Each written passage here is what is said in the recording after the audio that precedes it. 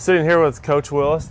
Thanks for joining me. Sure, happy to be here. Yeah, so first question, you're off to a hot start, 3-0.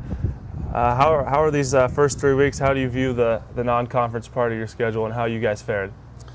Well, we certainly felt like going into the season that this was one of the toughest non-conference schedules that we've probably ever had. And so it was, causing me to lose some sleep, to be honest with you, in the summer, thinking about kind of the daunting schedule. But, our guys have done a great job. We had a good training camp, and, our guys came into the year with some confidence, I think, that carried over from, the success we had a year ago. We have a veteran team, an experienced team, and I think that's shown up, early in the season. We really got off to a great start up at Augsburg, where we played probably one of the better games we've played in a long time, as we put all three phases together, and we didn't really make a lot of mistakes, and then had a chance to kind of avenge our history with Bethel a little bit with a big win in the second week, and made some explosive plays, and then against a tough team from the Wisconsin League, UW-Stout. We maybe made a few more mistakes in that game than I'm comfortable with, but we also made a lot of plays, and I think the guys really are developing a lot of confidence and are demonstrating a lot of poise, with the way we play. And talking about that first game in Minneapolis, a tough team, especially coming, you said the MIAC conference. What did you do to combat their offense? Obviously, they have a very dynamic quarterback. Was an all-conference selection last year. He's a dual threat, can do it on the ground and in the air. How did you limit him, and how did you limit the Augsburg offense? Well, Coach Winter and our defensive staff deserve a lot of credit, and our players did a great job of executing our game plan. They mixed up the looks on their quarterback. They were, kind of coming hard at him at times and not so hard at others. I think the rhythm of that sort of disrupted him. They had a lot of guys around him, tried to keep him out of a bunch of space, and just did a great job of containing him. I don't think he was ever really able to be comfortable throughout that evening. And then you see kind of what he's done since that game, and it shows you that, and there was enough things that happened. There were, 3 or 4 plays in that Augsburg game where it showed you the type of things that he was capable of and why you heard so much about him. But we just never let him get on track that night. And I think a lot of it, our guys up front are playing really hard, and it can be very disruptive. And, we felt like we've had some advantage in our games with that group, and that group's really stepped up, even though we lost a few good players from a year ago. Yeah, talk about those guys up front. Seems like every game they're getting into the backfield, disrupting all the quarterback play. Yeah. Obviously, you had a good line last year, and you, like you said, losing Martin Hyatt and some of those guys. How did you rebound and rebuild so quickly?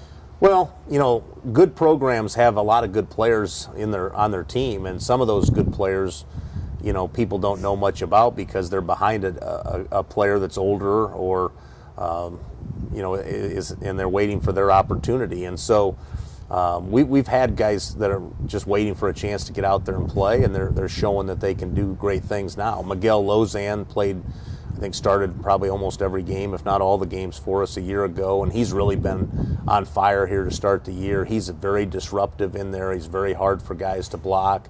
I think the best thing is Miguel is just playing as hard as I've ever seen him play every single snap, and so that's making a big difference. Cole Hinders played a lot a year ago, but has come back as a more confident player.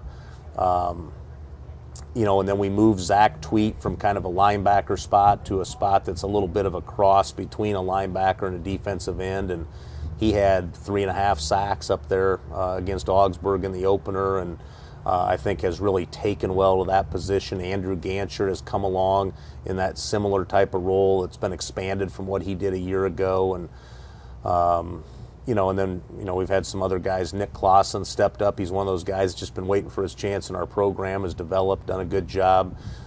Joe Stearns has stepped up as a sophomore this year and is doing a nice job in there. So there's a variety of guys, and the biggest thing is the guys are relentless. Now moving on to week 2, obviously Bethel is has been a test for you guys in recent years. Finally getting across that barrier. Obviously you lost to them twice last year, the first time by quite a bit. The second time, obviously, you were right with them until the very end. Basically one of those last play kind of games, and then this year you're finally able to beat them, obviously ranked 7th in the nation at that time.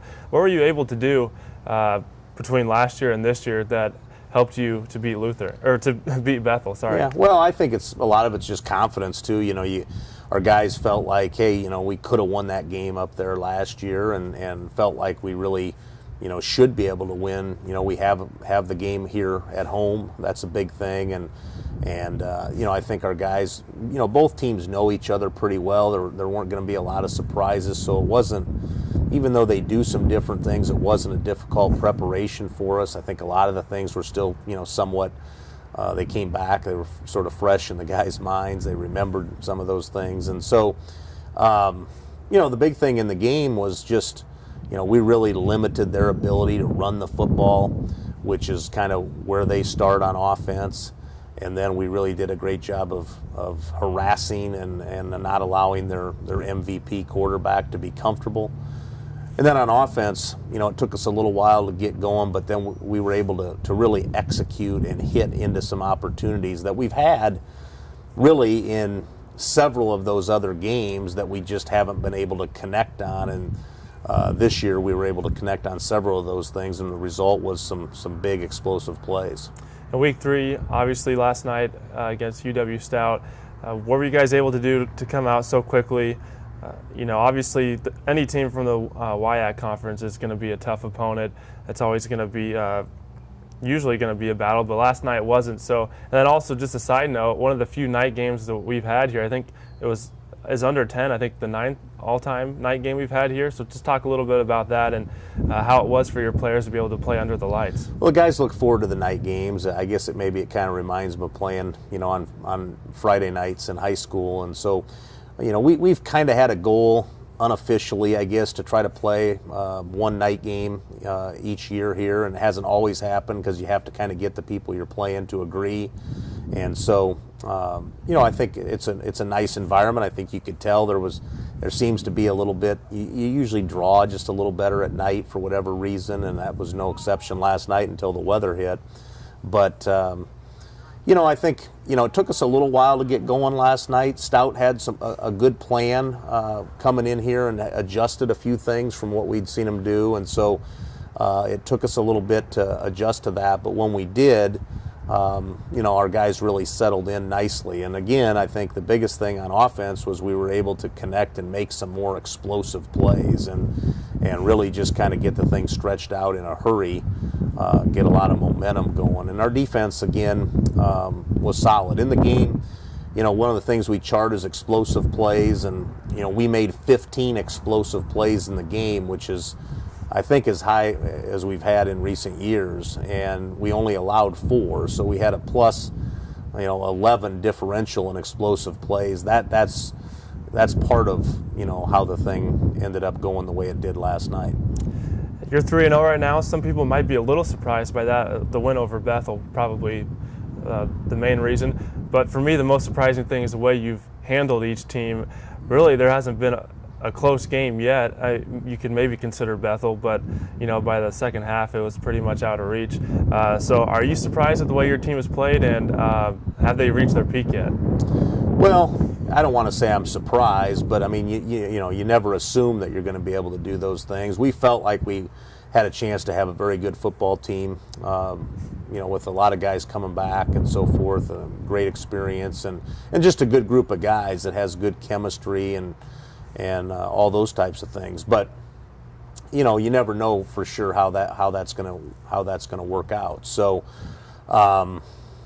I think the biggest thing for us is I don't think that we've played as well as we can.